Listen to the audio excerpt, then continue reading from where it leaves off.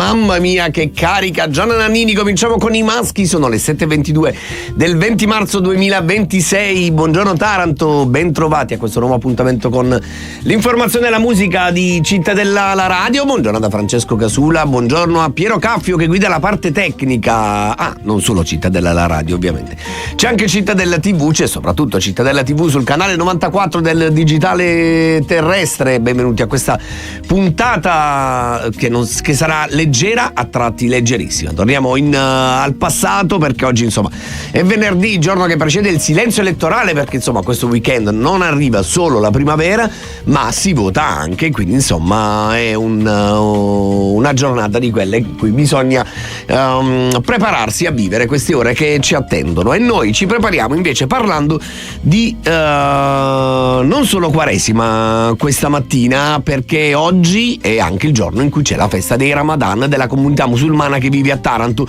La nostra Valentina Castellaneta sta seguendo le celebrazioni in questo momento e tra un po' ci collegheremo con lei per capire insomma anche lo spirito che si vive nella comunità islamica di Taranto, alla luce anche insomma dei diversi conflitti che si stanno svolgendo a distanza non troppo lontana da noi.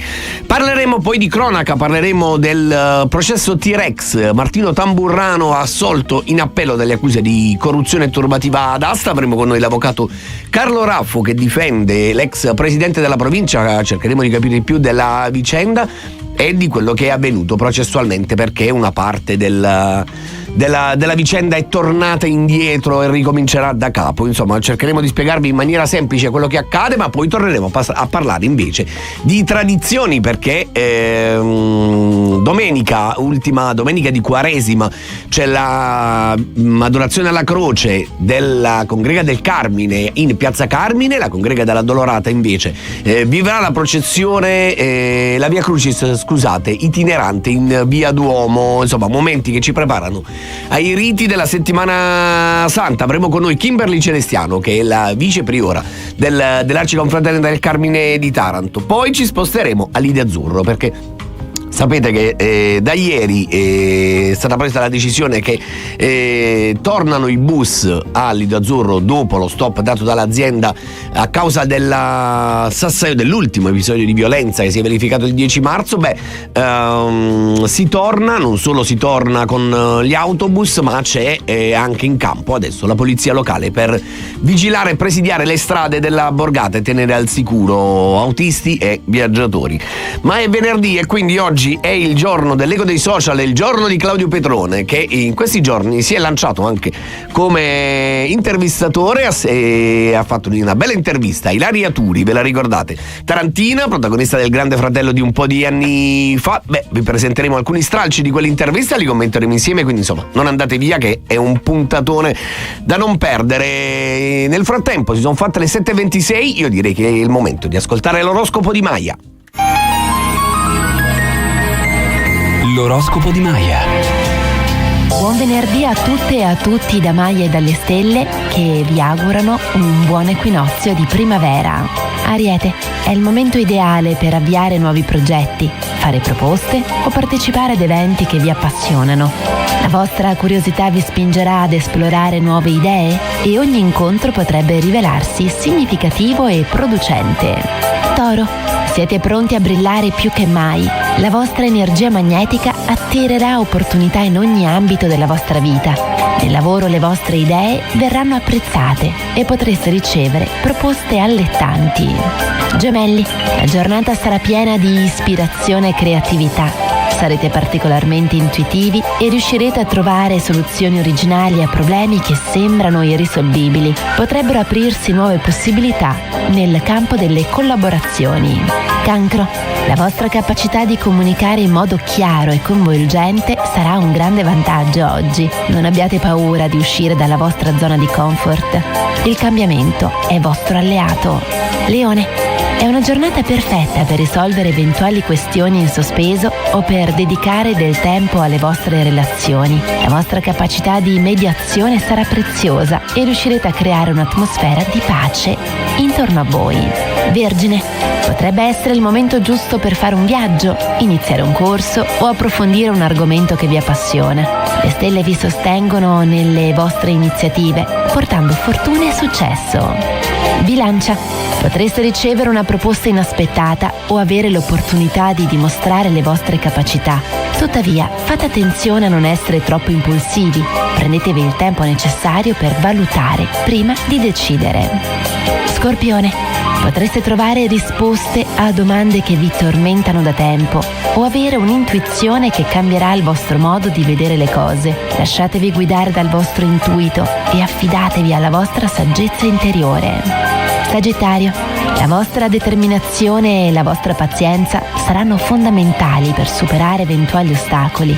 Non abbiate paura di prendere decisioni importanti, le stelle vi sostengono nelle vostre scelte. Capricorno, è il momento di stabilire delle priorità e di concentrarvi sui vostri obiettivi più importanti. Nelle relazioni cercate di mantenere la calma e di evitare discussioni inutili. La comunicazione sincera sarà la chiave per riportare armonia e comprensione. Acquario, le stelle vi invitano a rallentare e a riflettere sulle vostre emozioni. Non lasciatevi scoraggiare dalle piccole difficoltà. Ogni sfida può essere un'opportunità per crescere e rafforzare la vostra resilienza. Pesci, è importante mantenere la calma e affrontare le situazioni con pazienza e pragmatismo. Non abbiate paura di chiedere aiuto se necessario. A volte collaborare può portare a risultati migliori di quelli che immaginate. Oggi vi saluto con le parole di Pablo Neruda. Potranno tagliare tutti i fiori, ma non fermeranno mai la primavera. Ciao a tutte e a tutti e buon equinozio. A domani con l'oroscopo di Maya. Buon equinozio di primavera, allora, dice la nostra Maya. Noi intanto andiamo a vedere come accolgono la primavera i quotidiani nelle loro prime pagine. In realtà non se ne sono accorti, credo, al momento. Magari lo faranno domani, che è 21 marzo. Sul Corriere l'apertura è dedicata a una misura presa dalla Regione Puglia. Affitti brevi, scatta il giro di vite, pronta la legge voluta da De Caro. Limiti e zone, toccherà ai comuni fissare le regole. Il provvedimento è mirato a evitare l'overtourism e ad arginare la grave crisi degli alloggi. Insomma, tutti trasformano le case in B&B e davvero si fa fatica a trovare un'abitazione. Andiamo invece vi raccontiamo questa storia, vi aggiorniamo su questa storia che arriva dal resto della regione. Mia madre è morta mentre la portavo in ospedale, io indagata, ma lo rifarei. Accusata di omicidio colposo perché trasportò con la sua auto in ospedale la madre, che poi è morta durante il tragitto. Maria Teresa Giuffreda racconta quei drammatici momenti e al Corriere del Mezzogiorno ha dichiarato rifarei tutto, insomma, chi non lo rifarebbe. Nel taglio basso, Puglia Sky avanti tra timori e nuovi soci, preoccupa lo stop al sistema degli incentivi, interessati anche Miccolis e Carbonara. Insomma, una cordata di imprenditori pugliesi che sta cercando di offrire un'alternativa a quei voli che costano 6 milioni di euro per arrivare, diciamo, nei giorni di alta stagione. Chiudiamo con la Gazzetta del Mezzogiorno, i furbetti del pieno, il taglio delle accise sui carburanti resta solo sulla carta. L'Italia intanto si schiera per riaprire Hormuz e l'Iran ci considera complici. Nel taglio basso, appalto dei rifiuti a Sava, assolti Tamburrano e l'imprenditore Lonoce. Ne parleremo oggi con il difensore dell'ex presidente della provincia Carlo Raffo. Nel frattempo sono le 7:31 ed è il momento della New Hit. Poi invece a dare un altro sguardo alle altre prime pagine della nostra rassegna stampa, l'edicola. Anche qui si parla dell'economia e di turismo. Affitti turistici, pronta la legge, stop al caos di B&B e case vacanze. Fra le novità l'obbligo di scia, comunicazione al SUAP e oltre le 2 unità scatta la presunzione di commercio. Insomma, se avete 3 appartamenti che usate come B&B, sappiate che adesso diventerete imprenditori del turismo, e almeno questo sembra, da quello che leggono dai colleghi, che preveda la legge. E poi caro acqua, Puglia a picco, Taranto, continua la crisi idrica nel Tarantino. I dati raccontati dall'edicola al centro invece della prima pagina. Nel paese più piccolo della Puglia, dove a comandare sono le donne, le quote rosa ai vertici delle attività amministrative, sociali ed economiche. Intanto la sindaca Giannini, dopo le proteste, ottiene il ritorno del medico di base. È un reportage dell'edicola che, di qui devo dire la verità, dalla prima pagina non riesco a capire quale paese sia. Niente, ci ho provato ma non lo capisco, non c'è scritto. Chiudiamo invece l'edicola con la notizia che arriva dalla regione, mozione bipartisan, tutti d'accordo, la Garibaldi non si cede. Ieri l'argomento è finito in consiglio regionale, ma intanto insomma l'unità navale sembra andare verso l'Indonesia. L'apertura di quotidiano dedicata ai carburanti taglia a singhiozzo con il timore di nuovi rincari, anche la regione in campo, monitoraggi sulle ricadute per imprese e famiglia. Si parla anche qui di Chima Mobilità, il ritorno degli autobus al Lido Azzurro, scusate, e infine la sentenza di Tamburrano, assolto in appello, niente corruzione. Chiudiamola qui la nostra rassegna stampa e tra un po' cominciamo gli approfondimenti. Ce ne andremo in Villa Peripato dalla nostra Valentina Castellaneta che sta seguendo la festa del Ramadan in corso. Adesso però c'è Alex Warren. E allora siamo tornati in diretta e siamo pronti per andare in Villa Peripato come annunciato, a collegarci con la nostra Valentina Castellaneta che sta seguendo la celebrazione della fine del Ramadan della comunità islamica tarantina. Buongiorno Valentina. Buongiorno Francesco, buongiorno a tutti i telespettatori e ascoltatori. Sì, io sono in Villa Peripato dove dalle 7 di questa mattina una grande comunità islamica, davvero tantissime persone, sono sicuramente più di 1000, si sono riunite qui alla Villa Peripato per pregare insieme la fine del Ramadan, 30 giorni di digiuno fino al tramonto per poi mangiare la sera. Mi hanno spiegato, Francesco, che sono 30 giorni non tanto di preghiera come possiamo intendere noi la Quaresima, ma è un periodo fatto apposta per la salute del corpo. Cioè di purificazione dell'anima e del corpo. Purificazione, soprattutto del corpo. È un periodo che serve loro per ricordare com'è fatto vivere di stenti, in modo da essere più empatici con i fratelli. E wow. Quindi serve loro per... Sì, è un periodo che serve loro per capire, per ricordare, anche quando per esempio erano negli stenti, non potevano mangiare, non avevano soldi per poter mangiare, e anche pensare a quei fratelli che in questo momento nel mondo non possono mangiare neanche dopo il tramonto. L'imam sta facendo un discorso che, devo dire la verità, potrebbe valere per qualsiasi religione, certo. Perché parla di non litigare, parla di di studiare, di conoscere sia la... Scusa Valentina, domanda scema, ma lo sta facendo in italiano? No. Sì. Lo sta facendo mezzo in italiano, mezzo in arabo, perché comunque qui ci sono lingue diverse, non tutti i musulmani vengono dalla stessa posto dell'Africa, e quindi ci sono bengalesi, ci sono nigeriani, ci sono persone che vengono da tutti i paesi, diciamo, dell'Africa e non solo. E quindi lo sta facendo in italiano. C'è qualche riferimento alla guerra, Valentina, a quello che sta accadendo in Medio Oriente o no? Certo, ha parlato proprio di questo, del fatto che questo periodo deve essere servito anche per essere vicini a quei fratelli che in questo momento sono sotto le bombe. Io, a proposito di questo, ho fatto un'intervista a un ragazzo che si chiama Roman, che in realtà non viene viene da Taranto, ne ho convertito qualche mese fa, è italiano e viene da una famiglia cristiana, che però ha spiegato bene questo passaggio. Se vuoi lo ascoltiamolo insieme. Il Ramadan è il mese in cui Allah subhanahu wa ta'ala ci ha dato il Corano, ed è anche un mese in cui noi, come posso dire, ci stacchiamo dai desideri di questo mondo, da tutto ciò che ci piace, per ritornare a una vita un po' più semplice, per poterci connettere meglio a Dio, agli amici, alla famiglia, ai nostri cari fratelli. ed è anche, come posso dire, un mese in cui ci possiamo anche ricordare di tutti questi nostri fratelli nel mondo che non hanno da mangiare. Ovviamente noi digiuniamo fino a Maghrib, cioè fino a quando scende il sole, ma ci sono nostri fratelli e sorelle nel mondo che non possono neanche mangiare dopo iftar, cioè dopo quando scende il sole, ed è forse per me il mese migliore che c'è, perché è finalmente un mese in cui sei veramente tu, non sei schiavo dei tuoi desideri. Senti, la comunità musulmana come sta vivendo i conflitti in Medio Oriente? Ovviamente con grande dolore, perché se vediamo dappertutto a Gaza soffrono l'assalto dello Stato sionista, poi in altri diversi paesi soffrono per ragioni economiche, per ovviamente diversi motivi,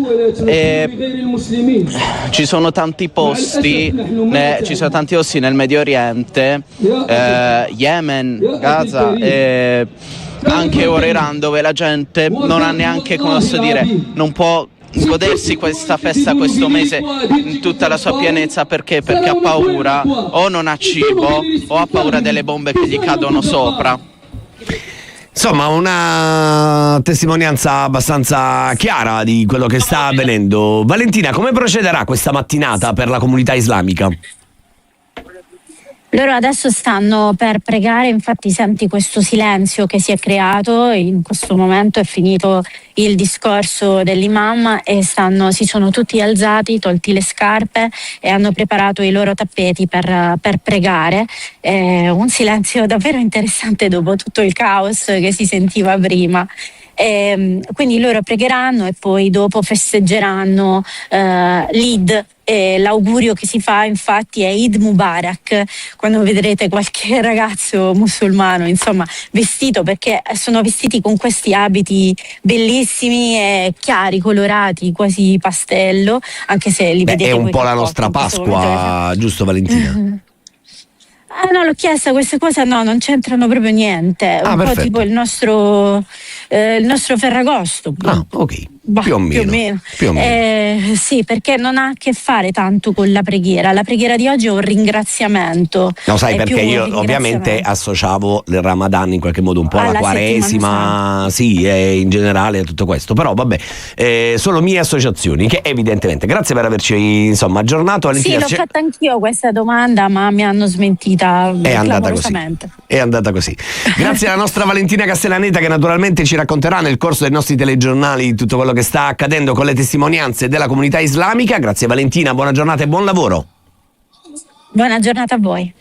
Noi ci fermiamo per un po' di pubblicità. Quando torniamo parliamo di cronaca. Martino Tamburrano, ex presidente della provincia, assolto delle accuse di corruzione e di turbativa d'asta. Tra poco il nostro pezzo, anzi un brano che Luigi ha definito grandissima, immediatamente così appena in partita. Lei tutta sta roba che ha a che fare diciamo con qualche anno fa. Sarà l'età, Luigia, che ti devo dire, però bisogna ogni tanto anche fare, se è possibile, un po' di piccolo cambiamento rispetto al moderno. Mi hanno chiesto di cominciare ad apprezzare Sal da Vinci. Giuro che ci sto provando con l'idea semplicemente di voler accogliere qualcosa di nuovo. Mi ha appena risposto Luigia, mi ha detto una parola che non posso ripetere. Va bene, chiudiamola qui allora. E allora sono le 7.53, torniamo a occuparci di cose serie, torniamo a parlare questa volta di cronaca, perché vi ricorderete sicuramente l'inchiesta che ha coinvolto l'ex presidente della provincia di Taranto, Martino Tamburrano, condannato a 9 anni e qualche mese in primo grado per una serie di accuse, procedimento che si è diviso in due parti. Una parte ricomincerà da capo, l'altra invece su quell'altra proprio ieri è arrivato il verdetto della Corte d'Appello, assolto perché il fatto non sussiste, insieme all'imprenditore Pasquale Lonoce. Ne parliamo questa mattina con l'avvocato Carlo Raffo, che ha difeso insieme al collega Giuseppe Modesti l'ex politico di Forza Italia. Buongiorno avvocato. Buongiorno a voi. Allora, avvocato, una sentenza che sostanzialmente certifica, per spiegarlo anche a chi ci sta ascoltando e guardando, che Tamburrano è innocente rispetto all'accusa di corruzione e turbativa d'asta per quanto riguarda due vicende sostanzialmente. La prima è l'ipotesi che Pasquale Noce abbia pagato 250.000 euro per la campagna elettorale della moglie di Tamburrano, l'altra riguardo all'affidamento, diciamo, irregolare di appalti della provincia e lavori, un aiuto, ecco, per ottenere dei lavori dal comune di Sava. Mi corregga se sbaglio. No, si tratta sostanzialmente di queste due ipotesi di reato e certamente la Corte d'Appello ieri con il dispositivo della sentenza ha ribaltato il verdetto del Tribunale assolvendo entrambi gli imputati.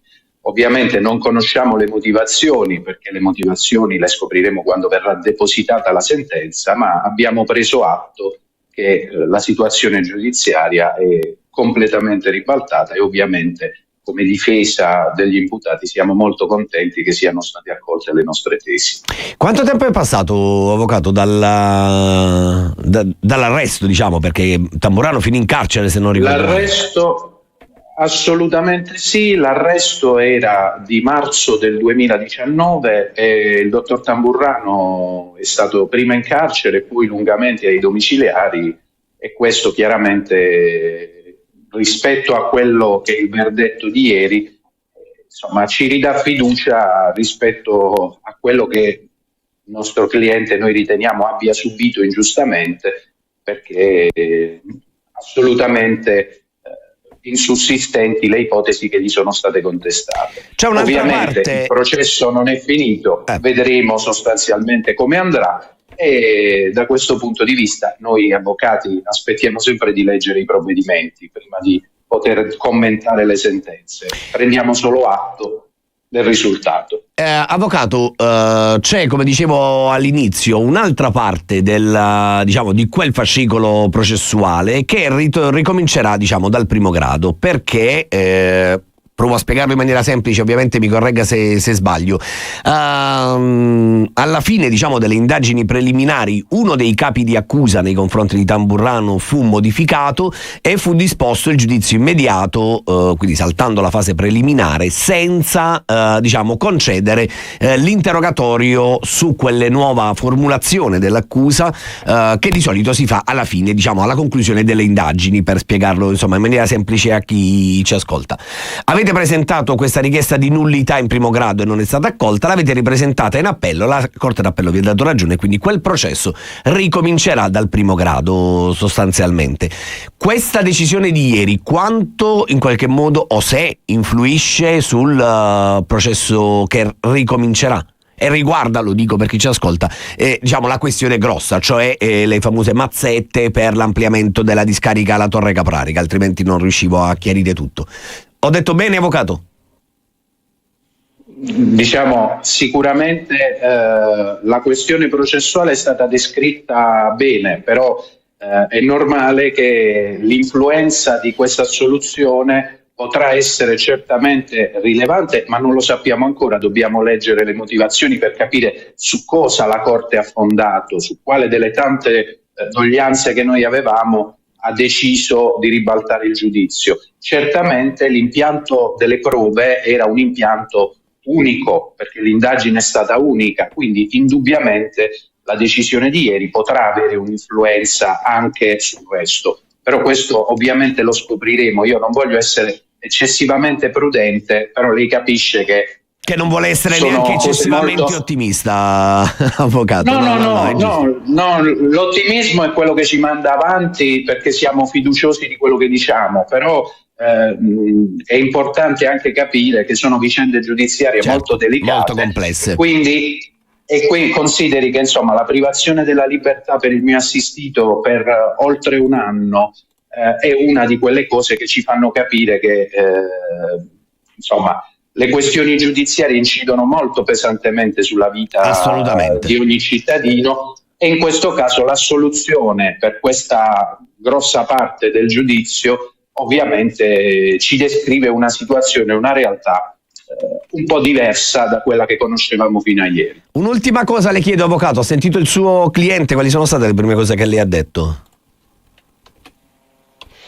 Guarda, il mio cliente era con me con gli altri colleghi, quando abbiamo avuto la lettura del dispositivo, e sicuramente ha patito pesantemente in questi anni questa situazione. Non ci dimentichiamo che la sua attività politica in qualche modo si è bruscamente interrotta da quel momento. Ieri semplicemente era felice di questo risultato. E allora continueremo naturalmente a raccontare il seguito di questa vicenda. Intanto grazie davvero all'avvocato Carlo Raffo per essere stato con noi questa mattina. Grazie a voi. Buona giornata e buon lavoro, avvocato. Buona giornata.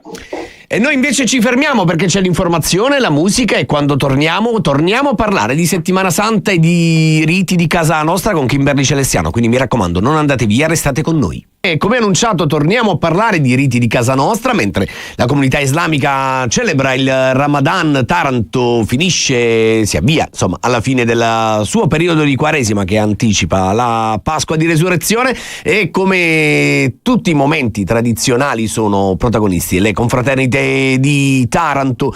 E domenica, ultima domenica di Quaresima, tornano i perdoni tra le strade del borgo. Le parliamo questa mattina con Kimberly Celestiano. No, non ne parliamo più. Che è successo? È caduto il collegamento. Ok, riprovo. Allora, nel frattempo vi racconto che cosa succede.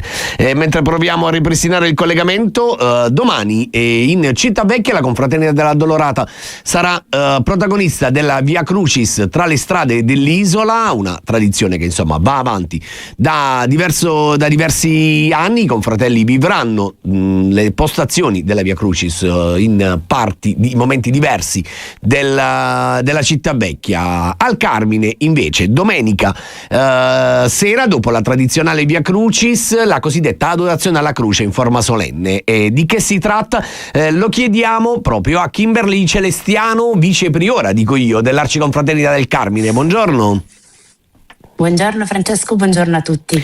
Allora, un'adorazione alla croce è un rito molto intimo che si svolge nelle domeniche di Quaresima all'interno della chiesa del Carmine. L'ultima invece viene fatta in abito di rito da qualche anno anche per le strade della città.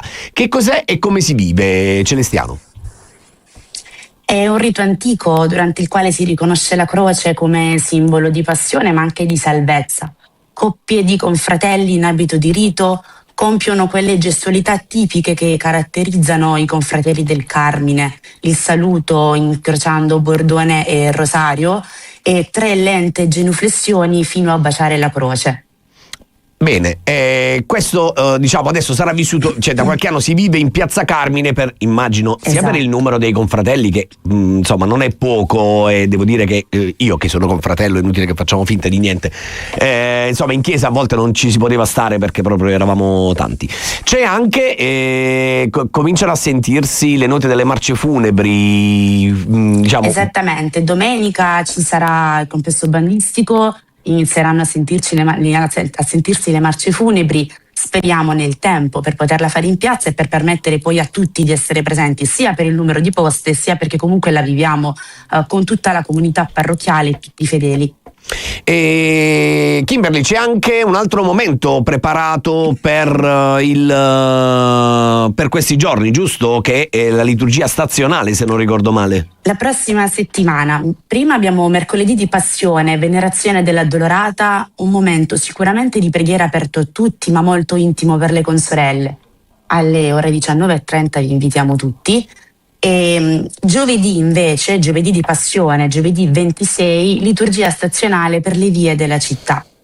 E poi invece si arriva direttamente alla Domenica delle Palme, che è un po' il giorno, diciamo, delle gare che tanto dividono questa città, ma che in realtà è una scelta libera dei confratelli di voler donare qualcosa. E Kimberly, le volevo chiedere questo a proposito della Domenica delle Palme. Anche quella mattina ormai la tradizione è quella, insomma, di ritrovarsi tra le strade del borgo? Assolutamente sì.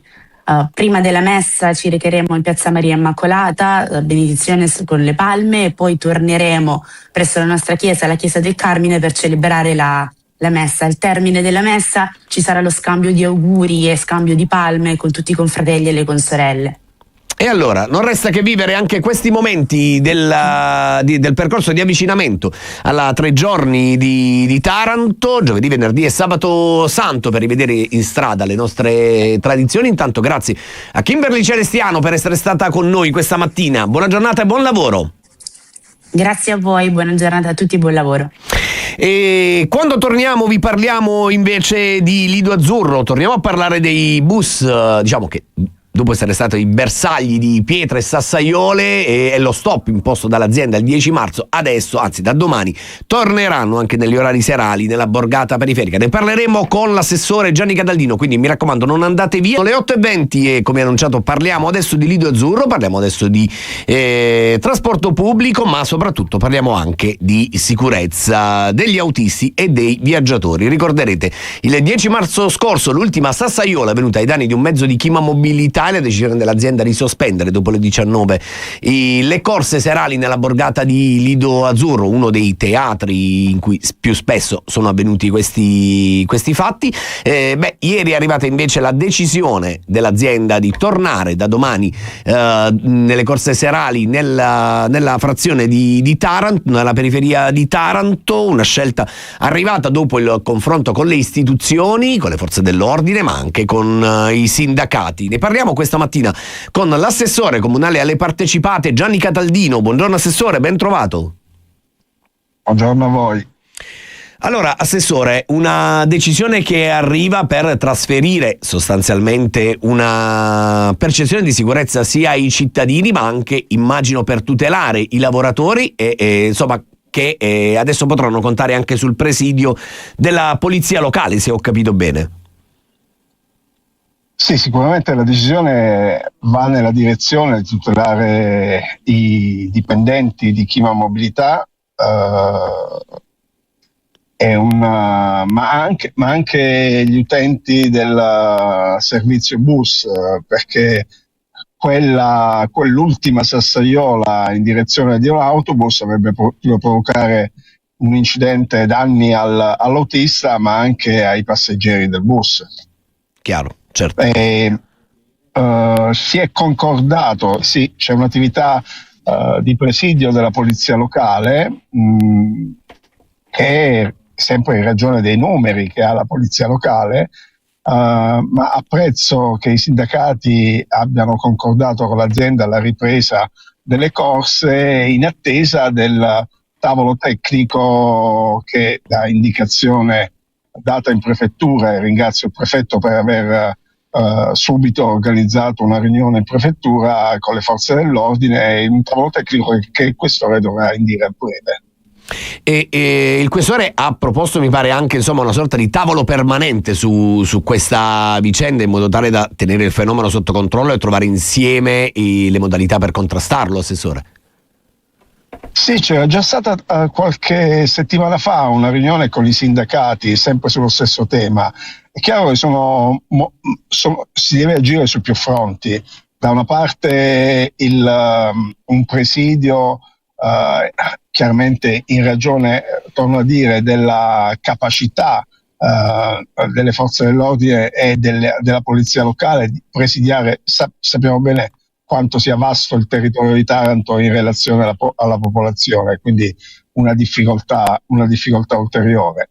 Ma sono state poste in essere una serie di azioni di tutela degli autisti sui bus e io credo che serva anche una collaborazione dei cittadini per indicare eventuali criticità sul loro territorio. Questo è importante. È avvenuto in altre realtà territoriali di Taranto. Infatti stavo per dirle questo, altrimenti rischiamo poi insomma di puntare e usare come capro espiatorio, tra virgolette, o come modello sbagliato solo Lido Azzurro. In realtà è avvenuto in non dico quasi tutte, ma in tante aree del nostro territorio. È avvenuto in tante aree del nostro territorio, a volte in particolari giornate, tipo Halloween, altre no, anche in ragione di quegli episodi si è avuto un fermo delle corse dei bus in quelle porzioni di territorio, ma non abbiamo inventato nulla. Situazioni come queste si verificano in tante città d'Italia, penso a Foggia, a Napoli, a Milano. La sospensione delle corse in territori in zone di porzioni di territorio in cui ci sono particolari criticità è un'azione che è già stata avviata. Poi chiaramente è un'azione che tende a responsabilizzare tutti, ecco il perché della ripresa decisa ieri da aziende e sindacati. Assessore, il fatto che sia così diffuso questo fenomeno, diciamo, di aggressione o comunque di bravate che in realtà rischiano di diventare delle tragedie significative è segno del fatto che qualcosa evidentemente sta sfuggendo di mano, non siamo riusciti a recuperarla come società rispetto, immagino, anche ai più giovani e ai giovanissimi che spesso sono i protagonisti di questi eventi. C'è qualcosa che come comune o come istituzioni, come società possiamo provare a fare anche nelle scuole, intervenire in qualche modo più di quello che si fa già, immagino? Chiedo, davvero è solo una domanda. Sì. Ha ragione, io credo che già l'attività di sensibilizzazione su fenomeni come questi, così come sui fenomeni di bullismo, di violenza, vengono già portate avanti nelle scuole da tutte le forze dell'ordine e anche dal Comune di Taranto. Bisognerà probabilmente attivare anche un percorso di sensibilizzazione su questo particolare tipo di fenomeno. E allora, grazie davvero Assessore, naturalmente continueremo a raccontare tutto quello che c'è su questo fenomeno, ma anche insomma sulle scelte positive come quella di tornare nonostante, diciamo, le difficoltà in quartieri complicati come Lido Azzurro. Intanto grazie a Gianni Cataldino per essere stato con noi questa mattina, buona giornata e buon lavoro. Grazie a voi e buona giornata. E noi ci fermiamo per un po' di musica. Quando torniamo comincia l'eco dei social. Ci sarà con noi Claudio Petrone. Oggi vi faremo ascoltare lo vedo qua già in regia, diciamo, attivissimo stamattina, e vi faremo ascoltare uno stralcio di un'intervista da Ilaria Turi. Ve la ricordate, la tarantina protagonista di Grande Fratello un po' di anni fa? Non solo, ma insomma, restate con noi sui 96.5, sul canale 94 c'è Claudio Petrone. Claudio Petrone, buongiorno. Francesco, buongiorno a tutti. So che hai un debole particolare per Annalisa. L'hai vista in questa forma, diciamo, questa sorta di Giano bifronte? Metà suora, metà donna femme fatale. Sinceramente, quando però in questa versione quale delle due preferisci? La suora o quell'altra? Ambo. Benissimo, e allora partiamo da Ambo proprio.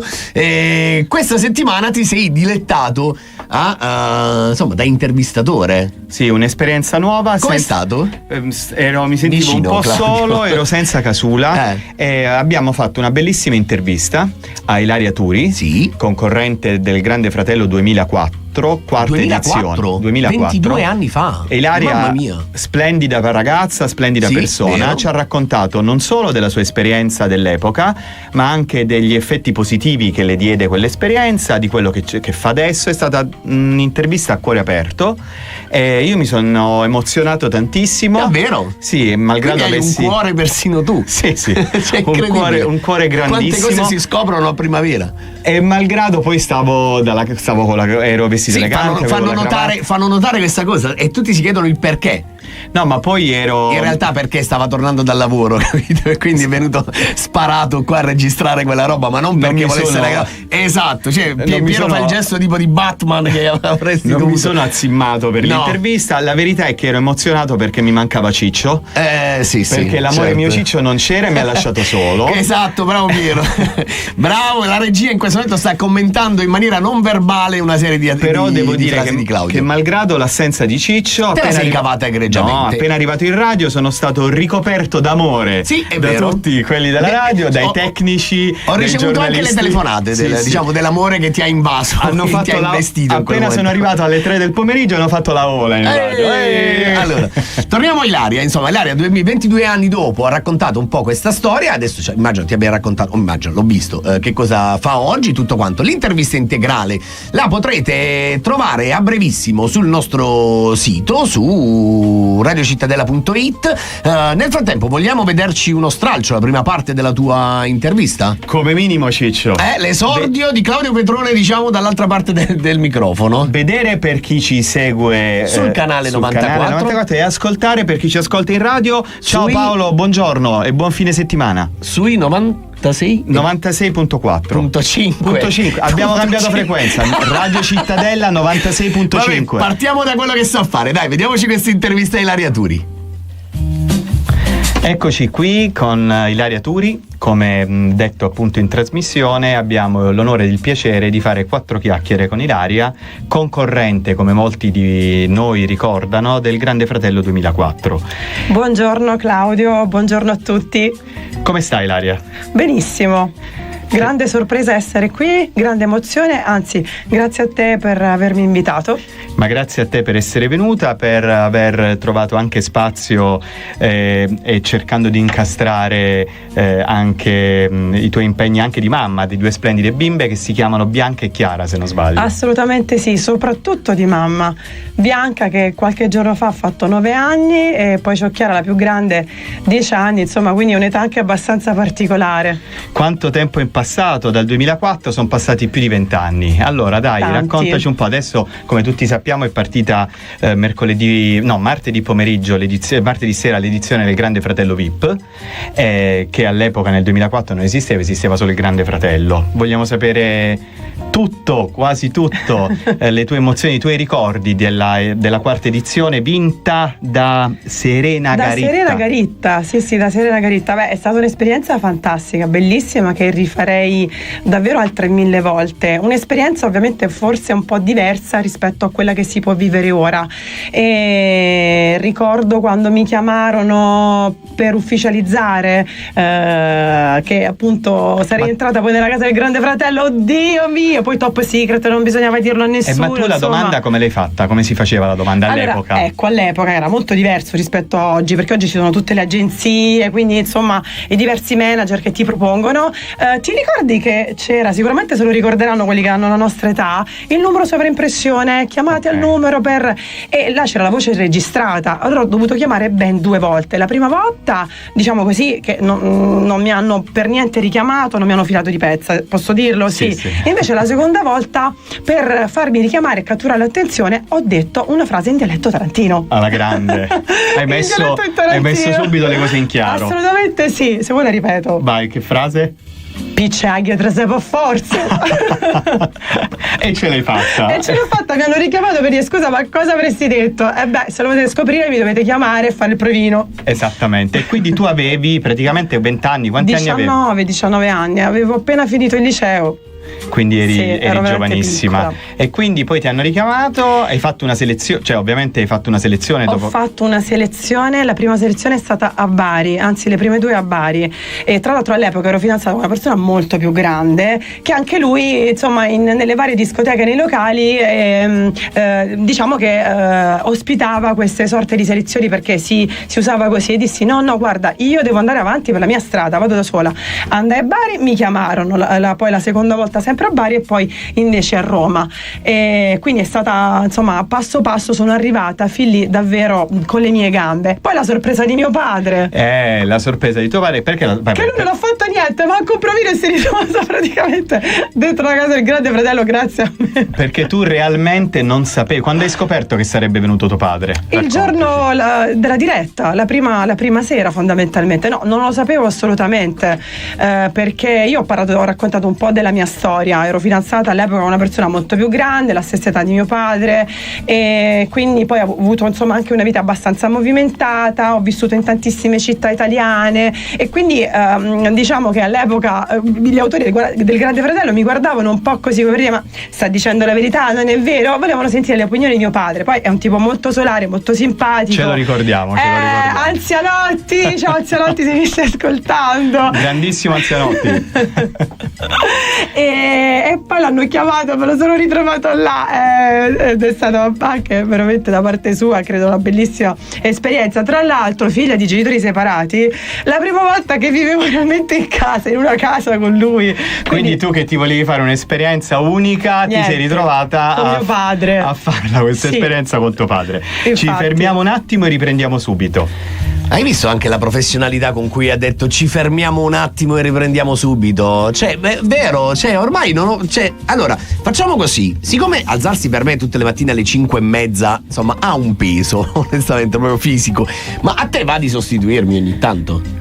Non posso perché io come senso... non posso? Cla, il microfono, Cla, ti prego, il microfono, vicino al microfono. Allora, se mi metto così dimentico magari di non lasciarlo mai. Ok. Io senza casula sono niente miscata a nude. Sì, vabbè, a nudo, va bene, ok, però tipo ogni tanto puoi sacrificarti pure invece di venire qua al venerdì a orario comodo. Cioè, come a molti di voi interesserà, domani è il compleanno della moglie di Francesco Casula. Che c'è? E quindi questo è il momento che non percorrevamo da tempo, Casa Casula. Domani è il compleanno di Elena, facciamo gli auguri in anticipo ad Elena. Sarà contentissima, guarda. Piero infatti ci dice non si fanno mai, ma comunque vabbè, ma detto ciò, chiudendo l'argomento Grande Fratello, abbiamo lasciato Casa Casula, è finita così. Un attimo, una parentesi così tutto in modo ordinato. Vai, in radio, tutto programmato, c'è una scaletta che io seguo puntualmente, pedissequamente. Dicevo, Grande Fratello VIP, tu mi chiedevi prima da vecchio appassionato del Grande Fratello, i primi anni sì. Chi conduce il Grande Fratello VIP? Non c'è più, come sappiamo, Alfonso Signorini, perché è un attimo stato collocato in panchina a seguito del bordello che è accaduto dopo le coronate, e quindi di cui bisognerà dimostrare ovviamente tutto il resto. Poi sono problemi loro. No, certo. Il dato finale è che Cesara Buonamici insieme a Ilari Blasi e addirittura Selvaggia Lucarelli stanno conducendo questa edizione del Grande Fratello VIP. Non conosciamo ancora l'esito più che degli ascolti di come sta andando questa edizione, perché c'è stata solo una prima puntata. Tu l'hai vista? Io non l'ho vista perché purtroppo ho finito. Chi sono gli ospiti? Ci sono allora aspetta, no, lo cerco qua perché tanto io veramente non seguo sta roba, lo giuro che non lo dico per fare lo snob. Adriana Volpe, il maestro Todaro direttamente maestro Todaro, no, il ballerino, il maestro Todaro della trasmissione della Rai Ballando sotto le stelle. Ok. E poi sto guardando un attimo qua, Grande Fratello VIP, ecco qua. Però diciamo abbiamo Antonella Elia. Abbiamo Antonella Elia, abbiamo Dario Alessandra Cassini, Alessandra Mussolini, la famosissima Blue Barbara, che io non so chi sia. Poi c'è il mitico Marco Berri, che è una iena. Sì, come no.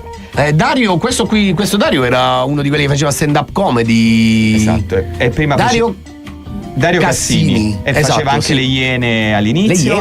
Poi c'è Johnny Scandal, il tuo preferito, Johnny Scandal. Chi non lo conosce? Diciamo che è un Grande Fratello quasi VIP. Ok. Forse e questi altri chi sono? Forse Raimondo e Raimondo Todaro, poi c'è Raul, poi c'è Ibiza, che non è una che non è una canzone, non è una cantante, ma è una modella, credo. Insomma, una serie di. Questi sono VIP, però, cioè, io a parte questi dico la verità, Adriana Volpe, Alessandra Mussolini, Antonella e Dario non conosco più nessuno, giuro. E Marco Berri. Basta, non so chi siano. Però secondo me se vai sui social e vedi Johnny Scandal te lo ricordi. Chi è? Facciamo la prova nell'intermezzo, okay. nell'intermezzo della trasmissione. Lo faccio subito, guarda.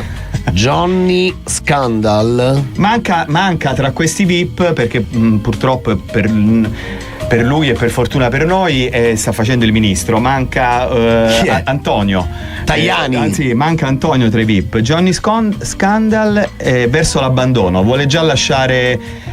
Chiuso in confessionale per ore, possibile malore, vuole già lasciare la casa del Grande Fratello VIP. Vabbè, ma perché io dovrei ricordarmi di lui? Perché cantava Ti amo, ti odio, una delle tue canzoni preferite. A mia insaputa, diciamo. Va bene, ok. Allora magari per il ti odio. Va bene, me la vado ad ascoltare tra pochissimo. Nel frattempo sono le 8:46. Noi ci fermiamo per un po' di pubblicità. Quando torniamo parliamo ancora dell'eco dei social, ancora con Claudio Petrone. Cantarla no, ti prego. Cantarla no. Marina Rei. Volevo che la disannunciassi. Marina Rei, grandissima primavera. Marina Rei faceva parte della primavera proprio. Non solo della primavera, ma della scuola romana. Parliamo di fine anni 90, metà anni 90. La scuola romana di cui facevano parte Niccolò Fabi, Max Gazzè e Daniele Silvestri, e tutti questi giovani fanciulli e fanciulle si esibivano in un mitico locale che si chiamava Il Locale, che era vicino Piazza Navona, dove facevano queste cose fighe, le jam session, chi arrivava cantava, e se non sbaglio bazzicava in quel locale anche Edoardo Leo. C'era un miscuglio di artisti, che cultura, c'era anche chi arrivava e leggeva delle poesie. Ragazzi, era una cosa molto figa. Scapigliatura milanese, molto, diciamo, Parigi. Sì. Radical chic, dice Piero, occhio. Sì, ma di sostanza. Radical chic di sostanza, mi devo avvicinare al microfono. Allora, Ciccio, ormai se le dice da solo. Come tu sai, sì, e come ormai quasi tutti sanno, se lo avvinghia proprio. Io sono in primavera. Sì, proprio ormai sta così, capito? Speriamo che ci siano. Te l'ho detto, guarda che sindrome dell'abbandono, secondo me, questa roba. Allora, perché ho messo il cappello all'indietro? Ce lo siamo un po' chiesti tutti, in realtà. Perché mia moglie, che mi ha dato del boomer stamattina mentre ti mandavo il messaggio e ascoltavo Primavera, perché di Marina Rei, un boomer che ascolti la canzone della primavera, ma adesso che è primavera, mi ha detto che quando mi metto il cappellino non si vede bene il mio volto, e siccome sono buono io ho necessità di far vedere tutto. Siamo tutti d'accordo con tua moglie a metà. No, siccome sono buono. Anche Trump c'è il cappellino, suggerisce Piero. Ma non ce l'ha all'indietro perché non è buono come me. Però diciamo, attenzione, il colore però è lo stesso, potrebbe essere un segno, Piero, hai ragione, non avevo colto questo dettaglio. Sei un maga, Claudio. Oggi è l'equinozio di primavera. Claudio, tanto fai finta di rispondere. Oggi è l'equinozio di primavera, che infatti di solito noi sappiamo che la primavera nasce il 21 di marzo. Esatto. Oggi il 20 marzo arriva un giorno prima, perché quando c'è l'equinozio di primavera? Quando il giorno e la notte hanno praticamente la stessa durata. Equinozio, appunto. E come molti dei nostri ascoltatori sanno, io sento i prodromi della primavera da mesi ormai, da febbraio. Mesi. Cioè, tu sei così da settembre praticamente. Tu hai fatto Natale in fiore. Ma io mi sento proprio un prodromo. Certo. Poi col cappello all'indietro. Benissimo. E quindi segna l'inizio della primavera, ovviamente, della rinascita, dell'equilibrio cosmico, del rinnovamento spirituale e della fertilità. Quindi non ci resta che fare l'amore. Facciamo l'amore, diciamo, magari anche tutto l'anno, però in particolare in primavera. Hai portato una testimonianza visiva della primavera. Sì, un mazzolino di fiori, perché stamattina io e Ciccio stranamente abbiamo litigato. Ma non abbiamo litigato, ti volevo solo investire con la macchina. Perché Ciccio era un po' teso. Stamattina io ho una capacità che pochi hanno. Sì, pochissimi. Quella di far incazzare chi sta già incazzato. No, tu faresti incazzare anche Papa Francesco, cioè diciamo dall'aldilà, ma questo è un altro paio di maniche però. Ora, diciamo, ti stai già buttando su un altro argomento? Che imbroglio sei, per innamorarmi basta un'ora. Che fretta c'era, maledetta primavera. Che fretta c'era se fa male solo a me. A te fa male? Non lo so, te lo Antonio Tajani. Che c'entra con... Ma non era Tajani, questa era maledetta primavera, un pezzacchione di chi era, te lo ricordi? Loretta Goggi nostra, che era l'alternativa a Primavera di Marina Rei stamattina, mentre cercavo sempre da boomer, diciamo, come direbbe Federica. Ma soprattutto di rendere felice il nostro Piero. Queste sono le canzoni che lui ama. No, Marina Rei gli piace un sacco. Marina Rei è fighissima come pezzo. No, sì, assolutamente. Parlavo di Maledetta Primavera. Anche Maledetta Primavera è un grande, super pezzacchione. Non sono pezzi da Piero. Piero ascolta musica più ascolta diverso, seria. Ma questo non vuol dire che non apprezzi le cose belle. Cioè. Ma parliamo di Antonio Tajani. Parliamo di Antonio, amico tu, Antonio Tajani. Allora, occhio all'orario, Claudio, mi raccomando. Abbiamo un minuto? 3 minuti. 30 secondi. 30 secondi. Allora Antonio Tajani, ultima puntata del suo intervento, è andato a Tagadà, saliamo sul Tagadà, e ad intervista con riferimento alle sue dichiarazioni riferite appunto ai droni. Chiudete le finestre perché attenzione, ci sono i droni. Non state alle finestre. Non state alle finestre. Si è lamentato e ha detto mi sfottono, quindi ce l'hanno anche con noi perché un po' abbiamo fatto un po' di ironia. Che siamo cretini. dei buffoncelli, degli stoltoni. E noi da brevi stoltoni abbiamo detto questa cosa, lui che cosa ha detto? È un po' come dire. Mo' vi spiego. Io ho detto questa cosa perché è un po' come dire, ci sono quelle persone che vanno in discoteca e che cosa fanno? Si mettono a filmare mentre c'è un incendio anziché uscire. Ragazzi, lo ha detto. Quanti morti? Lo ha detto la stessa cosa. Il ministro della Repubblica. Sì. Va bene. Ok, e infatti l'intervistatrice di Tagadà ha detto: ma ministro, forse quella cosa è avvenuta non perché stavano filmando, ma perché c'erano forse delle problematiche sulla sicurezza. Appena. Meno male che c'è il silenzio elettorale, perché ricordiamo che domenica e lunedì si vota per il referendum, esatto. Indipendentemente da quello che voi vogliate votare. È necessario andare a votare perché il referendum è la manifestazione, a mio avviso, diretta del proprio pensiero, senza la intercessione dei politici che noi andiamo a votare. Noi possiamo votare sì o no. E quindi informatevi, siate consapevoli, fatelo con coscienza, andate, scegliete e votate. Benissimo, giusto? Anche perché abbiamo assolto anche questo compito, diciamo, di diritto civile, anche se, diciamo, senza entrare nei dettagli, non la pensiamo allo stesso modo, ma siamo consapevoli del fatto tutti e due che bisogna andare a votare. Strano che non la pensiamo, certo, strano che non la pensiamo allo stesso modo, perché di solito siamo in accordo su tutto. Sì, su questo avrei qualche dubbio. Ci fanno segno che è venerdì e quindi è finita questa settimana, insomma è il momento di salutarci. Grazie a Claudio Petrone, che troveremo sicuramente settimana prossima. Assolutamente sì.